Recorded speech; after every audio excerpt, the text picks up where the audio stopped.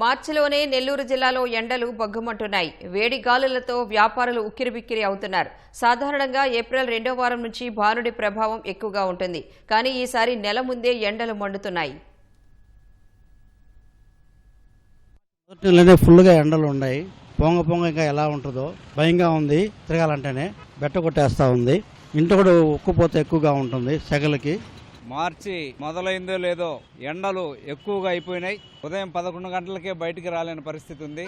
కాబట్టి అందరూ మొక్కలు నాటి చెట్లను పెంచి ఎండను తగ్గించే ప్రభావాన్ని మనం పెంచుకుందామని, వాతావరణ కాలుష్యం లేకుండా చేసుకుందామని తెలియజేస్తున్నాము. ప్రభుత్వం కూడా దీని మీద చర్యలు తీసుకోవాల్సిందిగా కోరుకుంటున్నాము. భానుడు విశ్వ ప్రతాపం చూపిస్తున్న పరిస్థితి ఉంది. కావల్లో అత్యధికంగా 40 డిగ్రీలు ఉష్ణోగ్రత నమోదైనటువంటి పరిస్థితి ఉంది. మున్సిపల్ శాఖ అధికారులు కానీ, ప్రభుత్వం కానీ చలివేంద్రాలు ఏర్పాటు చేయడం కానీ, అలాగే విధంగా కూడా జాగ్రత్తలు అన్ని తెలియజేయాలని చెప్పేసి మేము కోరుకుంటా ఉన్నాం. ఈసారి ఎండాకాలం మార్చి మొదటిలో నుంచే స్టార్ట్ అయింది. ఉదయం 8 గంటల నుంచి బయటికి రావడమే కష్టంగా ఉంది. సాయంత్రం 5 అయినా కూడా ఎండ ఎక్కువగా ఉంది. జనాలు ఇబ్బంది పడకుండా ఉండేదానికి గవర్నమెంట్ తరఫున చలివేంద్రాలు పెట్టమని కోరుచున్నాను. ఎండలు జాస్తున్నాయి.